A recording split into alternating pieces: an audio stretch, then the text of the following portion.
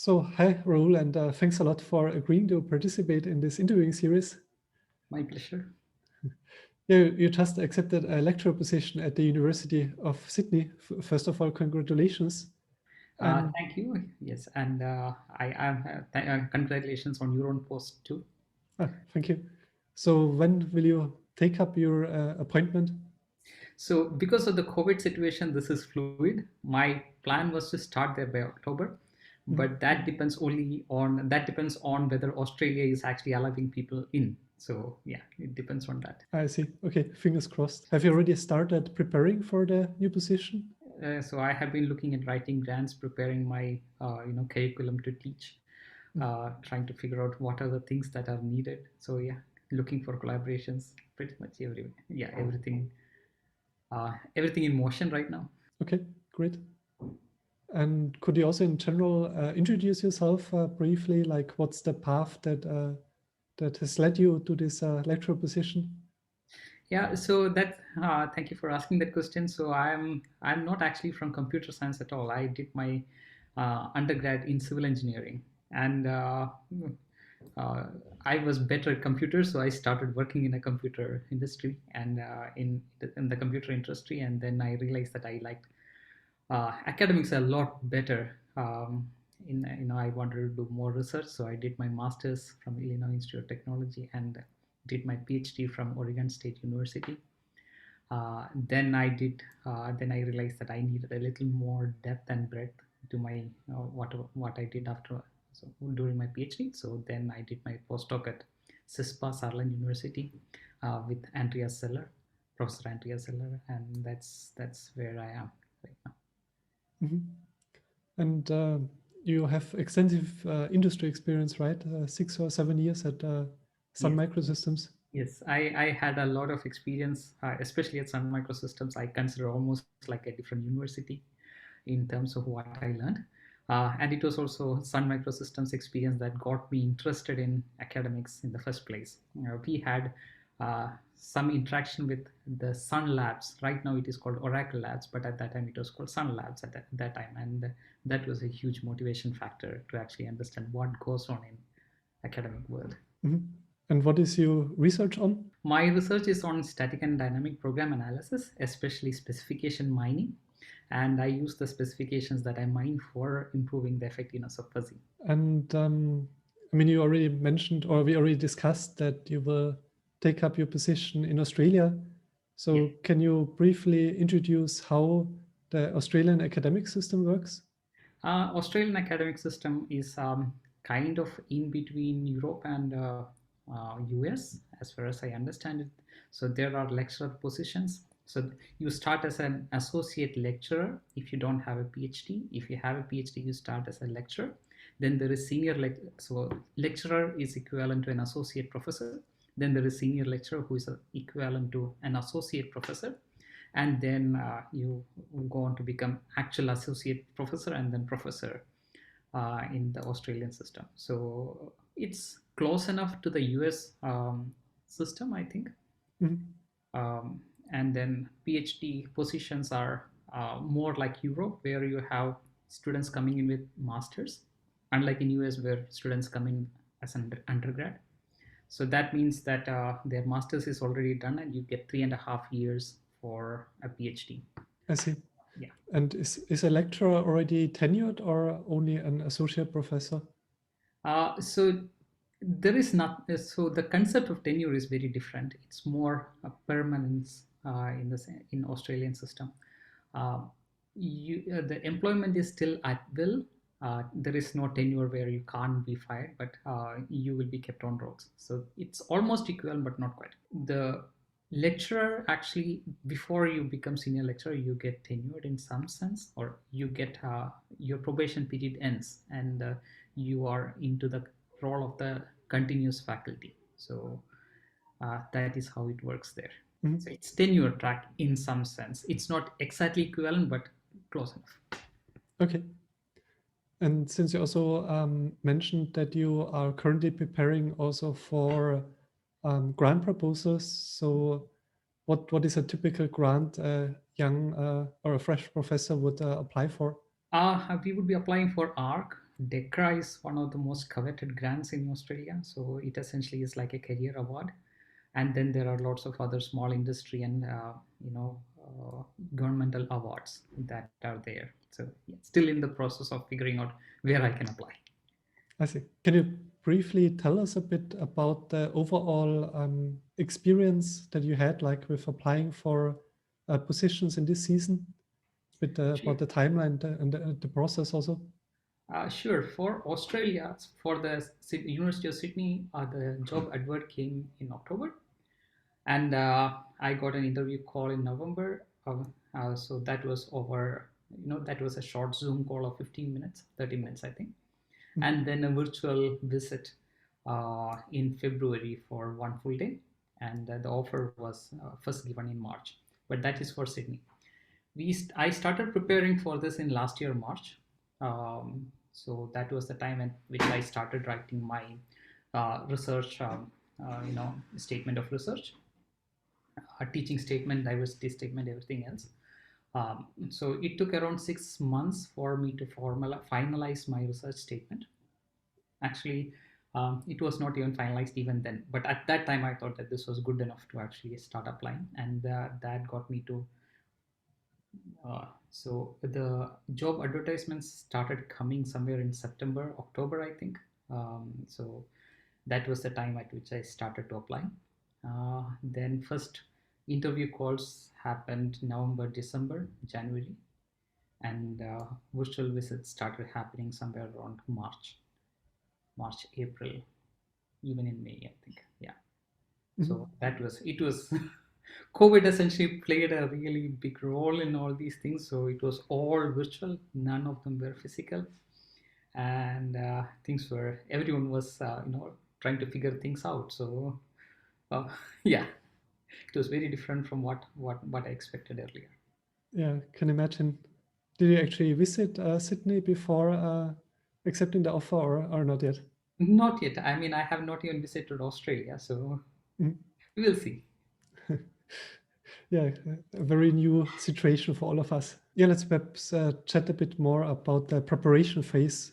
You already mentioned that you wrote this research statement, teaching statement. Are there any other statements or materials that are part of the application package? Yeah, so we have the cover letter. So you have the cover letter, research statement, teaching statement, CV, diversity statement, and in some places there is also an extra statement that essentially talks about the special circumstances. So that was only in one or two places, I think. So what resources did you use for writing these statements? Actually, what I did was to write a first draft myself, essentially based on the idea that I have in how to go forward. So this is not the first time that I'm applying. As soon as I finished my PhD, I had applied once before. So I had a lot of information coming, in my way from my then advisors, Carlos and Alex. So I had written my research statement at that time itself. So that was a huge help. But then this one also I wrote, the first draft, and then I looked for examples from others who have already written. So I reached out to a few of the previous, the new faculty who got in.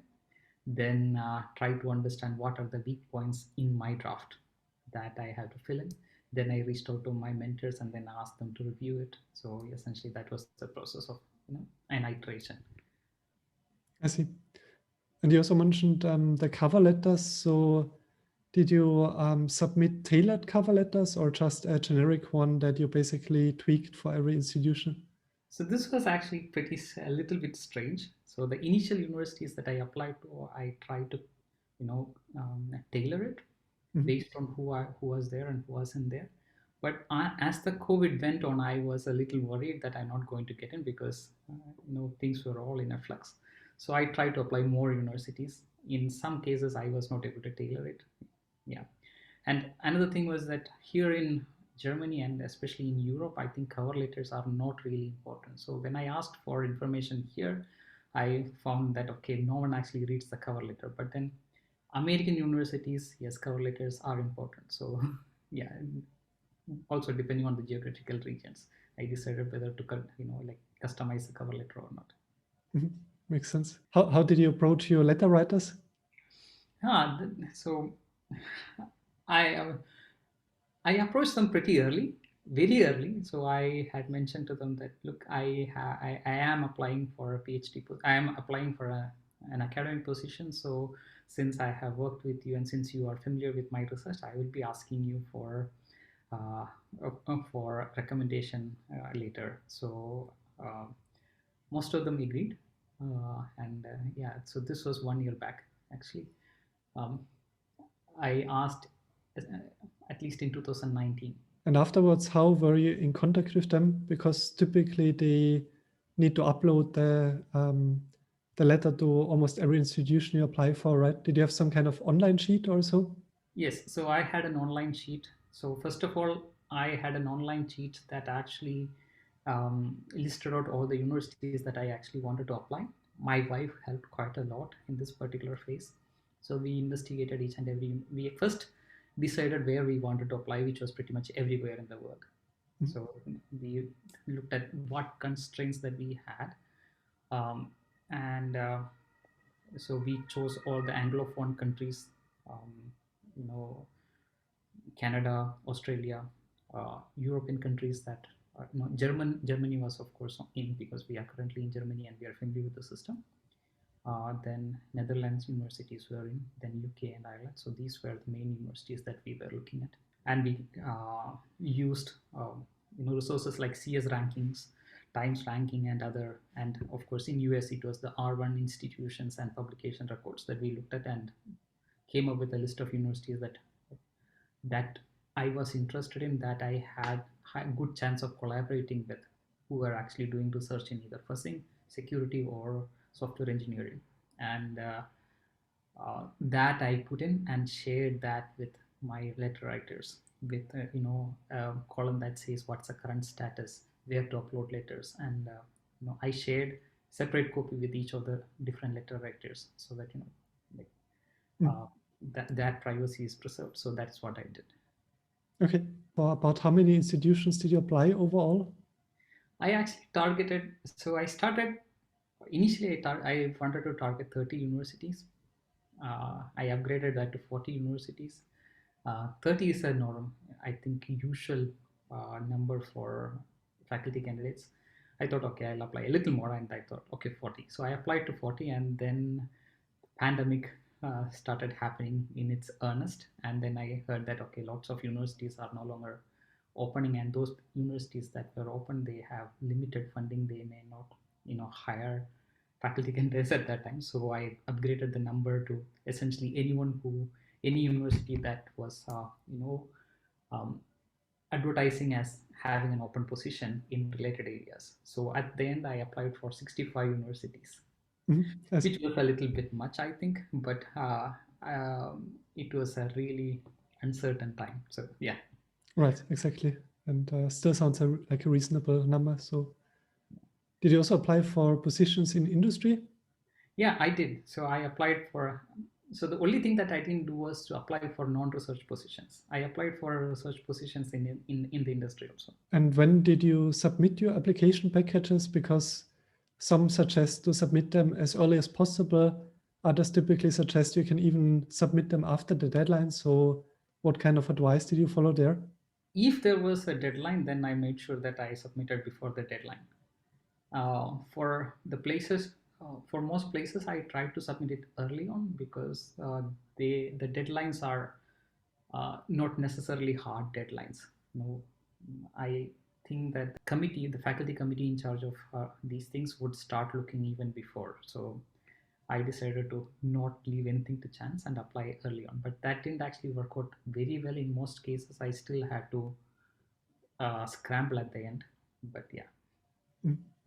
So sometimes you don't actually get the advertisement until much later because you were not looking at that particular university's web page, or you were not, yeah, where they advertised was limited to some unknown place. So that happened quite a lot. And how did you structure your job talk? So I tried to come up with the main ideas that I had in terms of what I accomplished, what I wanted to accomplish next and where the field was going.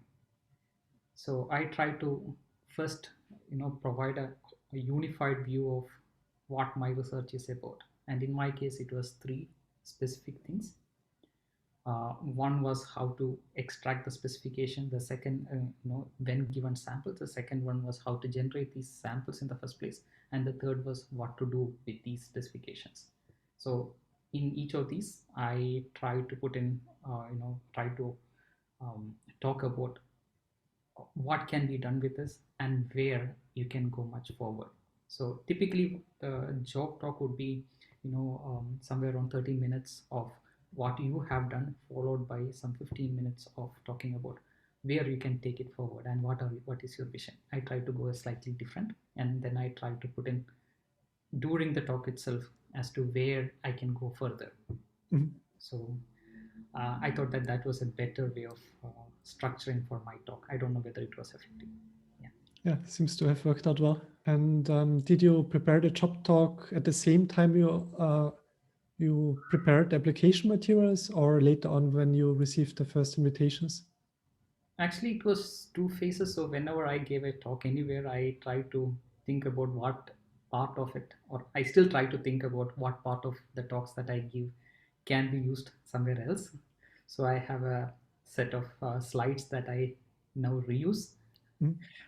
So that was a good resource for me. And then once I did my first draft of uh, my research statement, then I used that as the basis for how my job would be structured, and based the job talk on that draft. After you received the first invitations, did you have any way on how you prepared for the one-on-one meetings? So for one-on-one meetings, there were multiple strategies that I used. One was to look at whether the person that who is doing the one-on-one is from the same field. In majority of cases, not so. So we get people from our own field very, very rarely. So if we get a person from even related field, I try to understand how their research is and where it would fit in, and how I can collaborate with them. So that would be something that I can talk about during the chat. If they are not from my own field, then I try to think about what are the main concerns that they might have, that I might have, that we can talk about. So, but still, preparation was kind of, this is not something that I had done before, so Mhm. pretty much seat of the pants. And how much time did you invest into this? For one-on-one meetings, I try to spend at least a week on looking up the faculty of the particular university that I was talking to. But some for some there was more time available. For some there was not so much. So yeah, Right, sometimes you only receive the list of 2 days professors you will before, be one day talking to. before. Yes, Yeah, right. that too happened quite often. Yes, and even then, once you receive the list at the last moment, there will be changes. So yeah, Right, everything can happen. yeah. Yeah, let's chat a bit about the interviewing process. So let's perhaps start about the structure of your visit at the University of Sydney. So can you tell us a bit about it? So I had my first Zoom call with two faculty members. Actually, um, the dean of the university and another faculty member who was from my field. That was in November, and then I had a virtual visit, and virtual visit included faculty meetings, seminar, then a meeting with the selection panel. So this was one full day.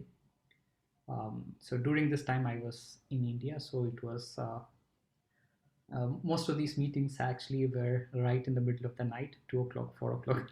Oh no. That was actually really nice in some sense because the world was quiet. Zoom meetings do have that problem. If there is too much of background noise, then it becomes really difficult. And you mentioned the selection panel. So what's the role of the selection panel, and So what kind of selection panel questions did is they ask? essentially a free for all where anyone can ask me any question. So it's very different from one-on-one, but the content is still the same. Was this at the end of the day or somewhere in the middle? So it was so I still had one more faculty meeting after that, so it was not completely at the end. But And did you also meet with students during the visit? not for Sydney, but quite a few places, especially Europe. Especially American universities. I go to meet with students. European universities not really, so except for one, I think. I see. Can you give us some high-level information about the other institutions you applied for? So as I said, I applied wide way, to a wide variety of places. My constraints were essentially that one, it should be a research university that has a high chance of collaboration for me. And secondly, my wife put the constraint that, okay, so she's working in a different field, which means, and her field is social, so which means that she has to work very closely with the people of the country, with the people of the place. So when she followed me for postdoc to Germany, that was really difficult for her because German was not a language that she already knew, but she picked up. So she said, I am willing to do that again, provided I have a certainty of a job. So that was the constraint. That was the second constraint that I had. So first constraint was ability to do good research, and the second one was this. So based on this, we initially restricted our applications to Anglophone countries because there, she could start with the knowledge of English. So that was Canada, Australia, US, Ireland, UK, yeah, and I think New Zealand. I see. Okay. I But think we actually, didn't think from New Zealand, but I got the call from pretty much everywhere else. that sounds good. I think actually just phrased the question wrongly. I wanted to ask at which places you interviewed, but I think I asked at which institutions you applied for. But anyway, I guess the answer works for both cases. So, what were the kind of differences and commonalities between these like visits at these different institutions? I mean, we already heard that, for example, not at all places you will talk with graduate students, right? Were there any kind of other differences? So European universities, typically what we have are short visits, short talks. So it is typically one teaching session followed by half an hour of talking about your research plans, not your previous research. You simply talk about your research plans.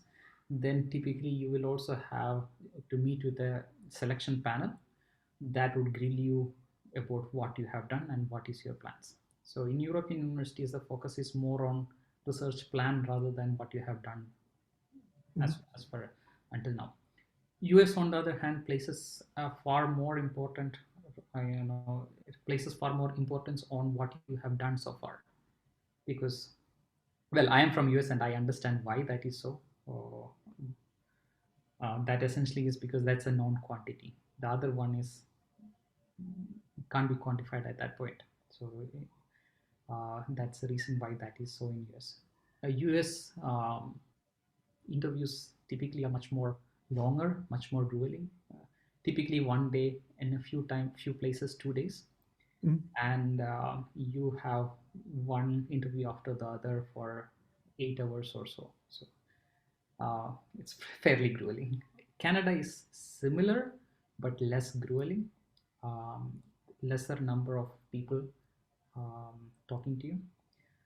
US universities, typically I got a chance to talk to the students.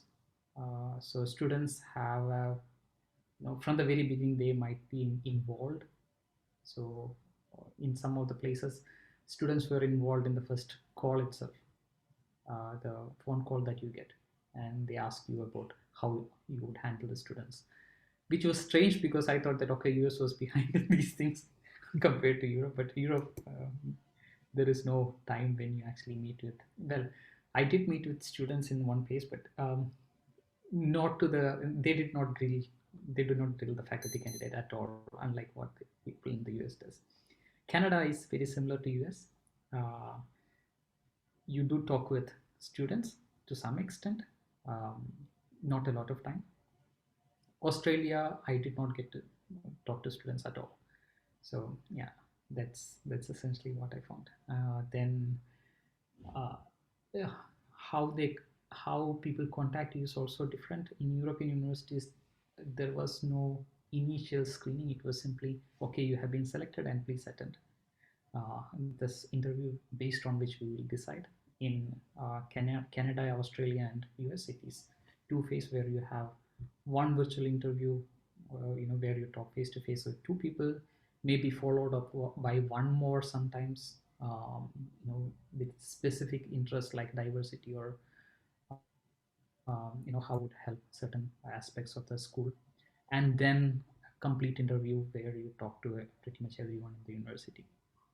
So very different, but at least commonalities. There are commonalities across geographic zones, so that helped a little bit, because you can prepare for one format, but then when you're caught with the other format first time, you're caught flat-footed. So Right. yeah. And also in terms of emails, like, did you, for example, notice any differences in how these emails are written, like how formal they are, for example, Europe compared to the US or so? Yeah, I mean, Europe emails are extremely formal, and I found that out much later. So, uh, Australia and Australia and Canada and US, on the other hand, these are very informal. So uh, only the first email is formal, and after that, it's first names. Mhm. And I mean, it sounds like you have done quite a number of interviews. So if you would compare your first interview with your last one, like what kind of differences would you note? And also, like, did it become easier? Did it become more exhausting? Or what was your feeling there? So I got around 17 preliminary interviews, of which 14 got converted to actual campus visits.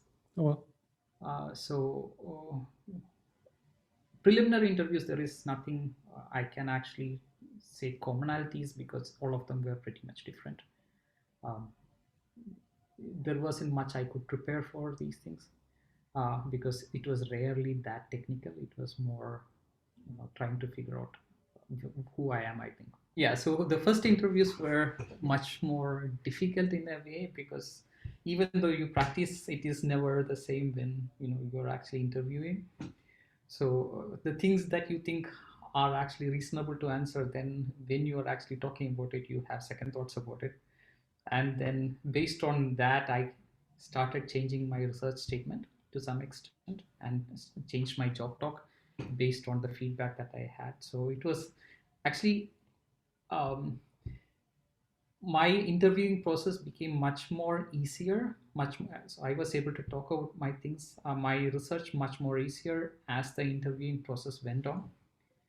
However, the trouble is also that it was really exhausting. It was taking a lot of toll on me and my family.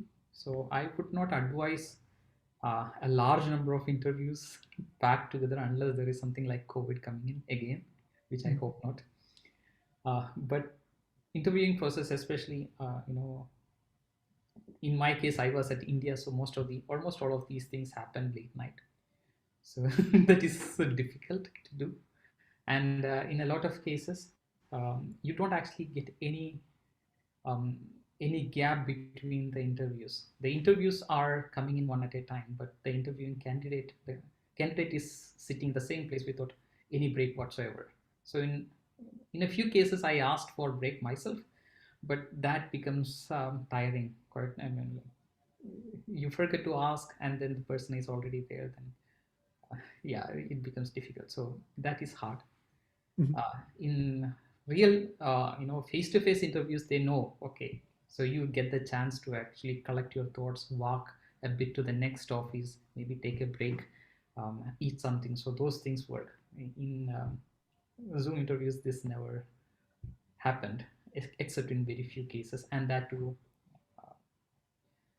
in uh, sometimes it was, the previous interview would run over and the other person would already be waiting, so you can't really ask. All right. Yeah. So yeah, but on the other hand, my ability to answer became much more better. But I think at the end, I also got tired of the interviewing process, and um, essentially, uh, my demeanor might also have changed, I think. So I really wanted to, finish the interview and be done with it after the end of 8 hours. Sounds relatable. And did you have any kind of strategy in between interviews to somehow deal with the pressure? I try to walk. That's my stress buster. So I try to walk anytime there was a chance. Mhm. But Zoom interviews, you don't really have much of a chance in that sense. You, yeah. And in terms of scheduling the interviews, like did you have, let's say, multiple interviews even per week, or how did you schedule them? I did have multiple interviews in the week, but I made sure not to have any collision. So I tried to have at least 1 day gap between different interviews. And what did an individual one-on-one meeting typically look like? So that was there was a wide variety of this. So some people tried to break the ice by talking about different things. Other people started off on technical stuff pretty much from the get go. In some places, in the previous meetings may have run over, and the next person would essentially join into the question, and the second one would go away. So it was a continuation. So totally, completely, I know, like there was very little commonality in terms of one-on meetings. I see. And I guess some reviewers also started by asking, do you have any questions, right? Or did this Yeah, happen to so you? and that also happens. So what are your questions, and then I will ask mine. So what kind of questions would you ask if people would ask this? So the trouble is that I'm not very good at small chat. Mm. So for me, I have to actually think about what I need to talk to beforehand. And do you have any questions is one dreaded question, because if I had any question, I would really have tried to figure it out before the interview itself. Right. So, I mean, if I apply to university, I try to make sure that I understood what the university was about, what the department was about, what is the, you know, student body was about, how many people I know from there. So reach out to them. So what I did not know was, more subjective, but it's really strange to ask subjective questions. So that was difficult. So it was more general formula that I followed, essentially about what is the student body like, and what are the major constraints, what is the funding policy like, what is the thing. But that's all standard things. Okay. Yeah. And how did you try to connect with your interviewers? Because you mentioned, for example, for the one-on-ones, you typically would also look up some collaboration opportunities. So did you bring this up, for example? So when I had a chance, I tried to bring it up. Like, I have read your paper on these and these. So I was thinking that this is connected with what I was doing somewhere, or I'm interested in, looking at this later. But yeah, that's essentially what I did, where I had a chance. But as I said before, it was a rarity to actually get people who worked in similar areas. Were there any surprises during the interviewing process? Uh, Surprises per se, very rarely, but I did get a few interviews thinking that, okay, fuzzing is not very important, or what is it, how is it useful. So having to explain why a complete field is important is harder, or rather surprising. Not hard, it is easy, but it's surprising. Why is cybersecurity important? I don't see why we should spend time on this, or why can't you formally prove everything? So I see. Do you also have any kind of special memories, for example, embarrassing moments or moments where you felt really happy?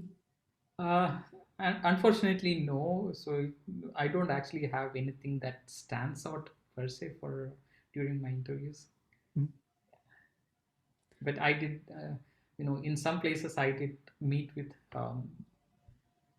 people that I am looking up to. So those are really, like, yeah, you don't actually get to meet with them directly in most times. So some people whose papers you have read, that's really interesting I see. to actually talk to them, even though it's a different situation.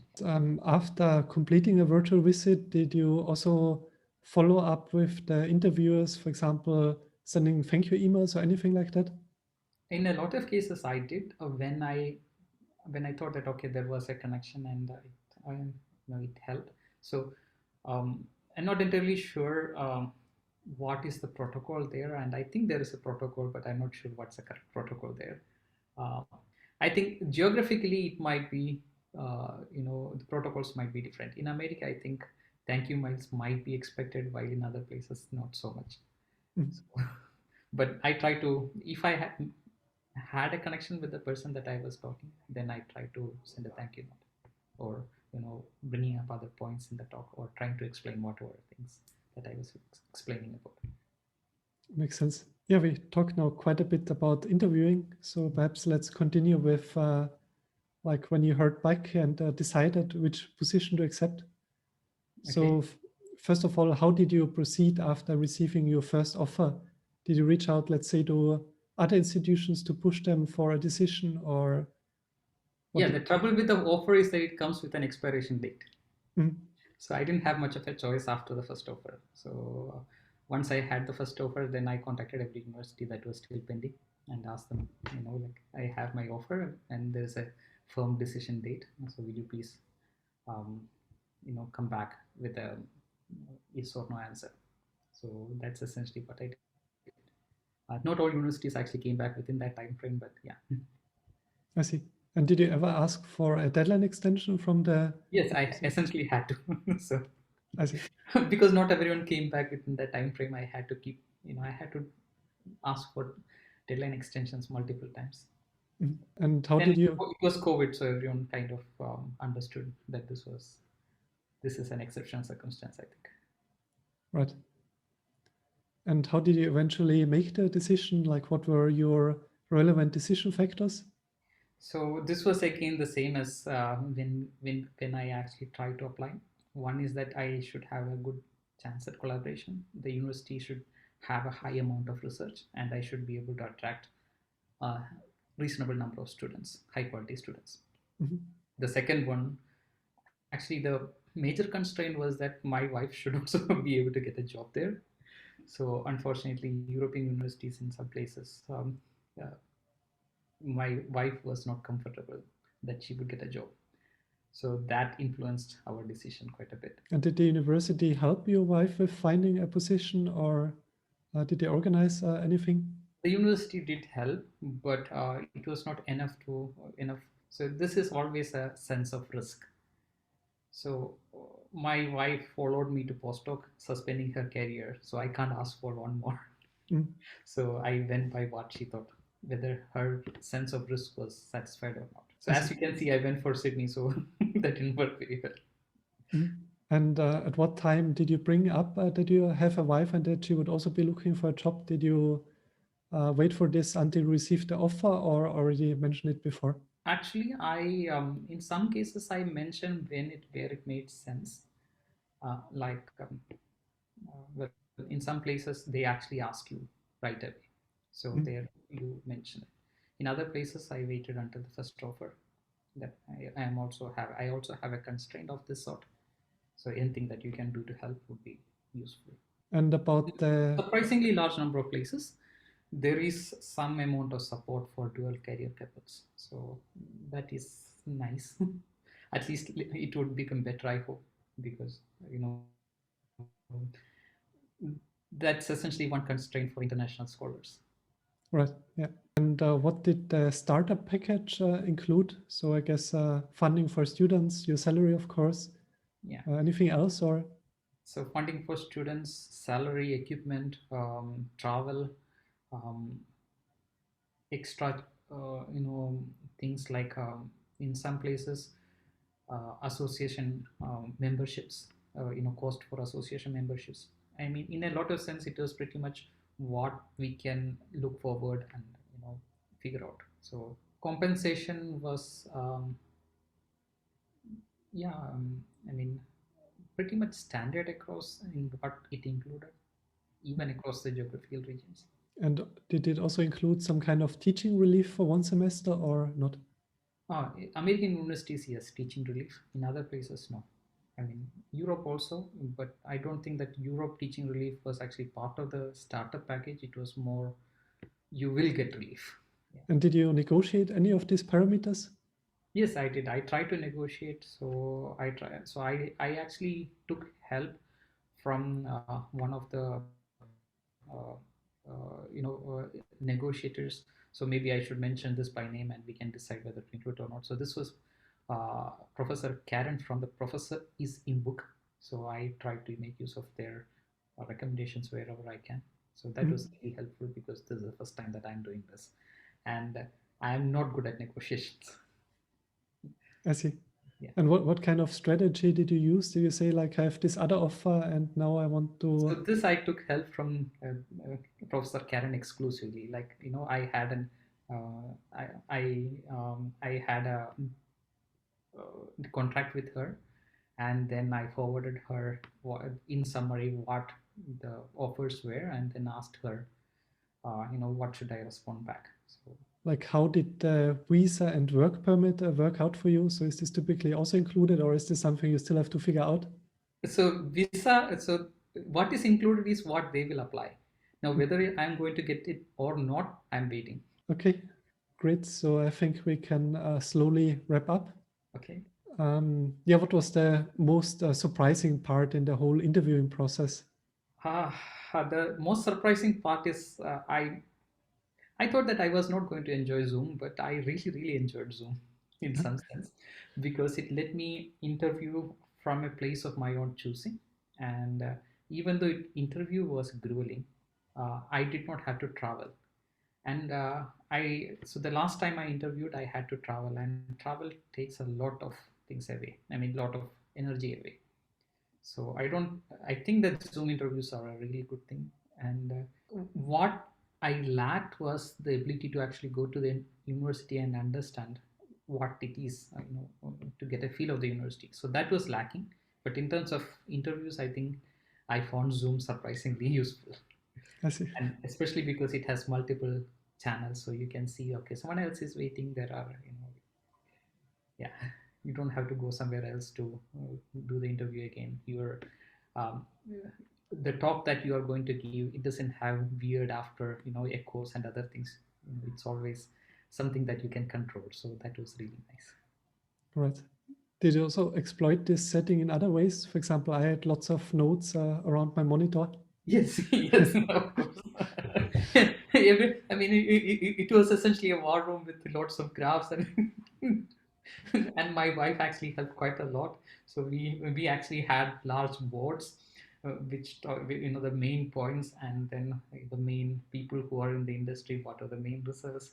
So what are the main things that I can talk about? So yeah, that was really really helpful. Yeah, that's And very especially relatable. because the trouble is that by the end of the interviewing process, my short-term memory was atrocious. uh, I would say by somewhere around January end, I couldn't remember what I did half an hour back. so, so that was really bad. And these things actually help because when there was a question, I couldn't answer what I was doing in. You already mentioned it a bit now, but can you perhaps also recap again, like how you felt during the individual phases of the interviewing process? So while preparing for the interviews, then when first hearing back, then when Yeah. waiting for the first offer and so on. So writing these things, I had to deal with procrastination a little bit. The only thing that I have found is to start writing and keep writing every day, something or the other, and to allocate a fixed time for writing. So allocating a fixed time always helps because you know that you have to write and you make progress every day, even if the progress is simply to delete and rewrite. So another thing is the pressure. So it really, really builds because we all come to this field because we want to be in the academic field, which means that well, you can always go to the industry, but you do want to make it in the academic world. So that and unfortunately, in the academic interviews, there is very little feedback. You don't know what is happening behind the closed doors, and especially because of COVID, um, a lot of responses came very, very, very late. So even now I'm getting responses that, okay, we have an interview call. How do you respond? So yeah, so that was hard, and anything that you can do for stress busting is useful at that time. And sometimes you can't sleep. So what do? You have an interview and then you can't sleep. There is nothing you can do. I So see. it's a pressure cooker situation. And Yes, anyone definitely. that you can, I mean, I would say don't attempt this alone. If you can have a partner who will help you, Okay. but that may not be applicable to a large number of people, I suppose. But friends might help. What kind of role did contacts at the institution and networking play? Like, could you get any kind of internal information, or could you reach out to any people at institutions you applied for? In some places, I did try, but I did not actually get any concrete response back. But I applied to a pretty large number of institutions, so that was a rarity that I had someone who was in the institution in the first place. So not really. Yeah. And what about mentors? So what kind of role did they play for you? They actually played a pretty huge role. So I used Andreas' knowledge quite a bit. I asked him for feedback at every stage. I asked him to take a look at my job talk. I asked him to take a look at my research statement, teaching statement, and diversity statement. Pretty much anything that I can get him to take a look at. Mhm. I also did the same thing with my advisors. So yeah. Um, Sounds- so anywhere I could, I tried. And I mean, we already talked a bit that you worked in industry for 6 or 7 years. So could you somehow also utilize this during the interviewing process, for example, by bringing it up in interviews in some way or during the job talk also? Yeah. So whenever, so I try to push it across that I'm not just an academic. I am a multifaceted person with different experiences, and I also try to make it a point that the industry practices are different. What the industry expects are different, and I do have a sense of what they expect, at least in the places that I worked in, and I'll be able to use that to help students perform better, because you know let's be honest, most of the students do come there to be in the industry, not to be in the academics. Mm. So I try to make that a point, and I try to make this a point that I am also not from computer science, so I have a better sense of non-traditional students. So yeah. Right. Yeah. Do you have any kind of advice for future faculty candidates as a last question? uh, don't try to don't attempt it during COVID times. But I think I mean, after doing all these things, I think that start applying as early as possible. um, Figure out what you want to apply, where you want to apply, and start looking at those institutions whether they have positions open, because not all of them actually publishes their openings in the places that you expect. So as So early as possible, you mean in the hiring season, right? yeah, Or hiring season. So don't wait until your thesis is done, or don't wait until you have published sufficient number of papers to actually interview, because in a lot of places the bar is low enough that Mm. you will get called, and at that point all it matters is how you talk. And this I found out after after doing my PhD and my postdoc. So I should, if given a second chance, maybe I would have done it much more earlier. Okay, then thanks a lot, Rahul, for the extremely helpful information. So I'm sure that many of the future faculty candidates will greatly appreciate it. And yeah, thank you and bye.